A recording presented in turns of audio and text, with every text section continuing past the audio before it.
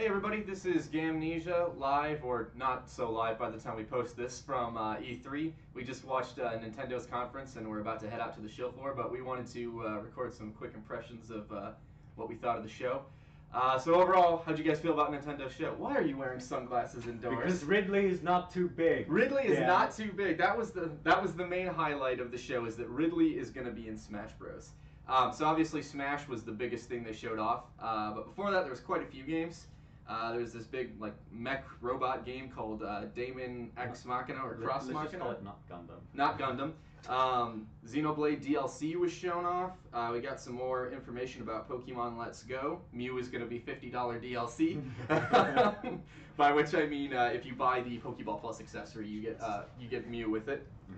Mm-hmm. So that's pretty cool. I don't know if it's enough to make me buy a $50 accessory, but yeah, I mean for some people it will be. So. Mm-hmm.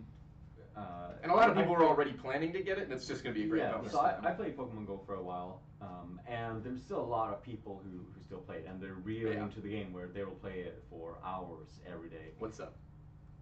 There you go. So for those people, maybe you excluded, I think that will be something that's might be a sweet deal. Yeah, I think they'll sell quite a few. I think it was a little crappy to restrict a Pokemon behind what's going to be $50 peripheral probably. Who knows? Maybe Mew will be available in some other fashion too. You I think treat you it as an can get it in amiibo. Pokemon Go. Yeah, it's true. You should be able to transfer it from Pokemon Go. So Yeah, just treat it as an amiibo, and then Yeah. you can justify the purchase. I mean, we got another look at the. Actually, I guess it would be our first real look at the upcoming Fire Emblem game for Switch. Delayed. Yes, it is delayed till spring. It was originally planned to launch in 2018, but it's been pushed back. does anyone here play Fire Emblem? Not really. I do. Okay, so how do you think it looks compared to? I mean, the graphics look great. Like Mhm. the cutscenes and all on the 3DS versions always looked good anyway. So it And looks yeah, like now they it's just kept finally using that HD. style. Yeah. Yeah. I wasn't sure. It looked like they were bringing back the weapon durability thing. I couldn't quite tell. I think it was in one of the scenes. Mm-hmm. So Yeah, we'll have to get a closer So, yeah. look. Watching on crappy don't- hotel internet. Don't you know. take that for. You heard it here first. So yeah, that's been pushed back to spring, but I think that's fine. Nintendo's got a pretty packed rest of the year anyway. Then we got confirmation Fortnite is coming to Switch today, which I think we all Surprise. expected that from the leaks. So, but that should be cool having that. I mean, there's already a mobile version, but now you have both the mobile and console version in one package. So I think that's going to be a pretty attractive offer. And I think there aren't that many great shooters on the Switch. Yeah, that's true. So they can start to build that audience. Then Nintendo did like an indie sizzle reel. We got Overcooked 2, which was also leaked earlier. It's coming out August 7th. That should be nice. Mhm. Have you played the original Overcooked? I am terrible at it. It frustrates me. But yeah, I played I it with like some I like friends. it a lot. It's good fun. So I'm looking forward to the sequel. Yeah. It seems that they're just kind of getting even crazier with everything. So. And then we got Killer Queen Black. That's coming out sometime this year. And Hollow Knight is also out today. So it's another one of those just boom. Here's the announcement and it's out. We got Octopath Traveler. We've known about that for a while, obviously. That's coming July 13th.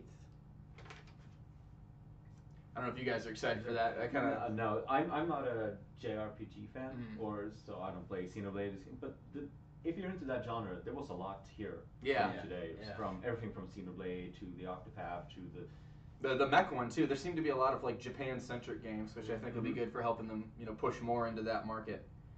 Let's see. I'm having just the hardest time reading my own handwriting because I had to just scribble notes down furiously as Nintendo was going Some rapid of those fire. reels were really quick. It's like, oh, what is Yeah. this game? When does it go? Oh, next game. All right. Which that's good that they had like so much packed into such a short time, but Sure. it's very difficult for us to keep up with it. Looking at you, Bethesda and Sony. Yeah, right. We got Arena of Valor is coming, which that's like a MOBA from Tencent, so it's really big. I think it's like financially like the biggest game in the world right Is it now, really? but no one knows about it because it was primarily just a Chinese game before. Huh. But now it's going Now it's going gonna global. Make even more money. Ark Survival is coming. World Ends with You. We got another look at that. The remake, right? It's not a sequel, I think. I didn't see it.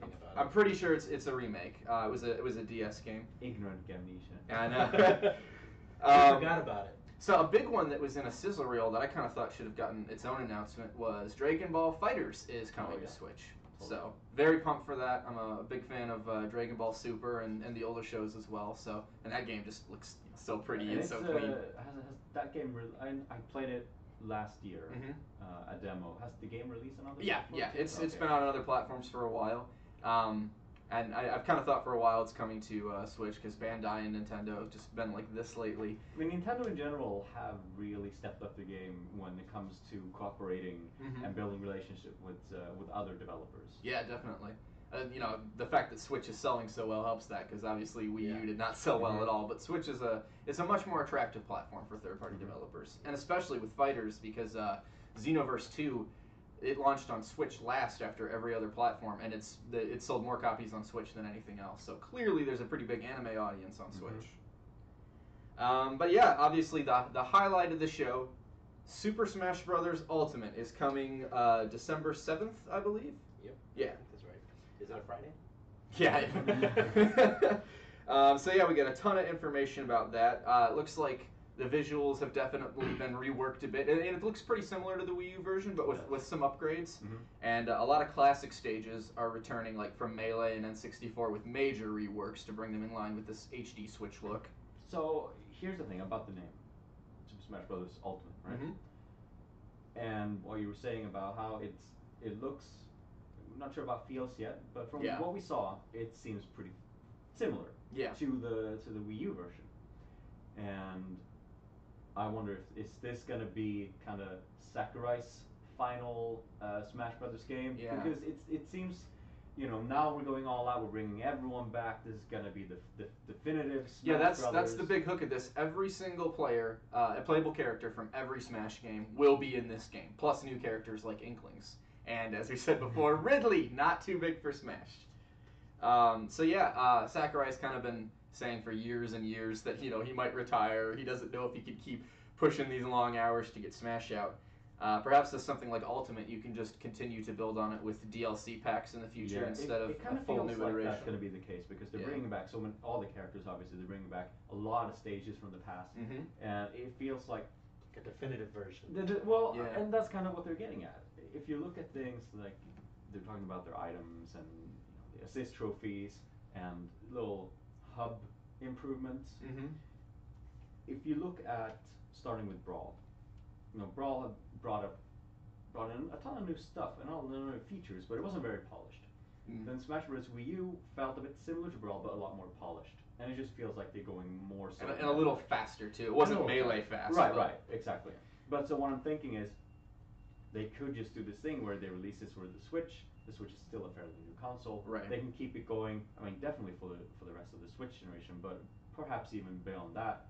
You know, when the Switch 2 comes out or whatever, they port it. They already have all the characters. They're bringing, you know, a couple new ones until perhaps Sakurai finds a good successor to keep the series going or whatever they want to do. Yeah, that's a good point. And Sakurai could potentially hand the series off to someone else, but I think Ultimate is a great starting point to just build on for years to come. I mean, every game's been his last game. Yeah, It probably should be his last game for the sake of his health. That poor man. So yeah, Ice Climbers is coming back. I'm sure that's a big one for a lot of people. Wolf, everybody, even Snake. Snake was the biggest surprise because that was always Kojima and Sakurai good friends. Yes. So it made sense when they first brought him on for Brawl. And now, you know, with the whole Kojima and I think Konami's just the desperate Konami for drama. some good PR. Yeah, I mean that might be, but that would have been the hardest one that people thought, is he gonna come back now that Kojima is no longer involved with the that was kind of my thought, because it had actually a rumor surfaced on like 4chan or something saying that Snake was coming back.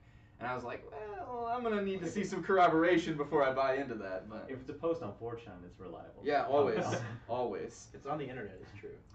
So we didn't really see a lot of how this will work, but Mario has Cappy now. He's got, the eyes on his cap. I'm not sure how much that will affect his gameplay.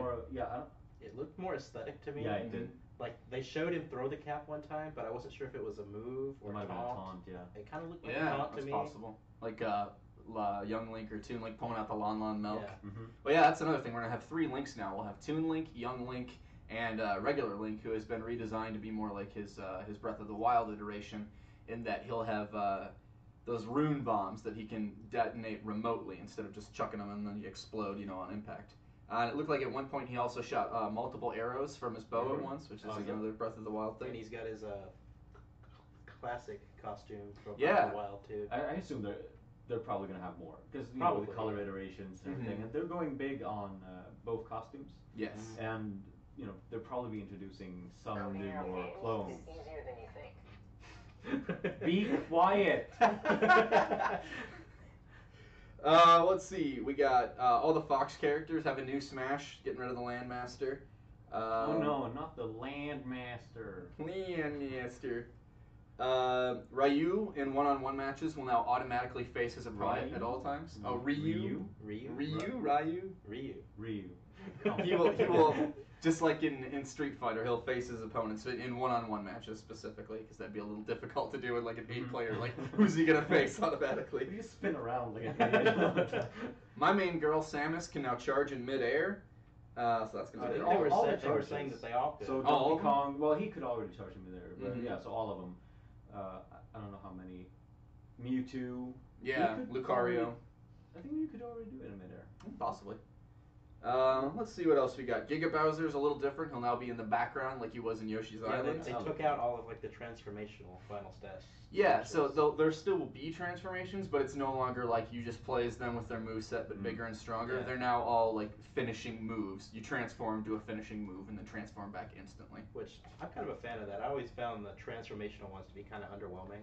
Yeah, well, I mean, I was fine with it just because I never played anyone that transformed really, and a lot of my friends did, and I could easily dodge that. So I play a decent amount of Sonic. Oh so, yeah. Which yeah, apparently they're making Super Sonic even stronger and faster, which I don't get. Well, but... I guess you gotta can go control him fast. now. Oh, he just automatically zips around. And the I screen? assume it's the same with the Pac-Man. Okay, that might be it. Those would still be transformational smashes. Yeah. Ganon has kind of his Ocarina of Time look Which now. I'm a fan of. I wasn't sure if they redesigned his moveset though. It looks like his They- moveset is the same, but his final smash is slightly No. different. He had one of his smashes he had was a a sword. Oh, Yeah, okay. I think it was his forward smash. So what they're doing, I think, and with I saw some other moves. So Kirby's forward dash has the fire, Okay. like it did in Melee. Might not work the same, but from At what I least saw, aesthetic changes. yes. So from what I saw, I think that all characters are getting tweaked a bit. Mm-hmm. Yeah, Yeah, Sakurai said something like tens of thousands of minor changes and all. So with Ganondorf, I think that he will still be kind of a heavier Falcon, Yeah. but he will have some moves that will still be a bit different, which I'm hoping for because Ganondorf has been one of those characters who he's been obviously iconic to the Zelda franchise. He's also been in the game since 2000 in Melee, and he's And that's never an had exact this. date. Well, I don't remember. Did he show up as one of those? What did they call them? Echo fighters? Well, yeah, he was always. I mean, Because he No. was. They announced that, and he was Right. based on. he was based on, but he isn't officially one.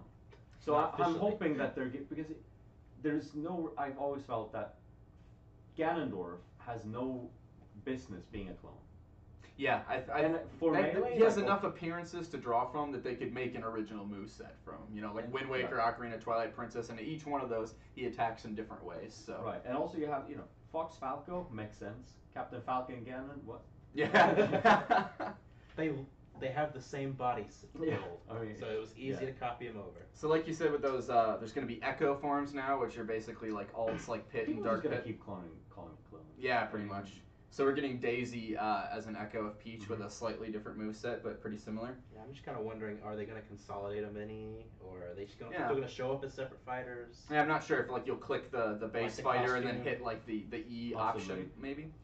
Yeah, Um, yeah, probably like they do Omega forms. That would be good. Yeah. Oh, that's another thing. So the Omega versions of every stage are returning, and we're also getting Battlefield versions, which is just a flat stage, but then with 3 platforms above it instead of just a flat stage. So that's great because I love Battlefield. I like flat stages, but I do a lot of aerial attacks with Samus, so having just a couple of platforms up there to so that people can get screw attacked or whatever. That's good for me. Yeah. Inklings, they will be able to ink opponents, which will make the opponents take more damage when they're hit. Kind of lowers their defense. The final smash is the Killer Whale, and you will run out of ink, so you have to ink the stage, and then I think it's shielding and press B, maybe? Something like that. And then I you'll think so. briefly sink into the stage to refill your ink I meter. like it a lot because Inklings are kind of unique in the sense that Splatoon is a unique shooter. Mm-hmm. And I think in these mechanics are good for them. I think that all their special attacks, the roller, which I assume is a side B move. Yeah, possibly.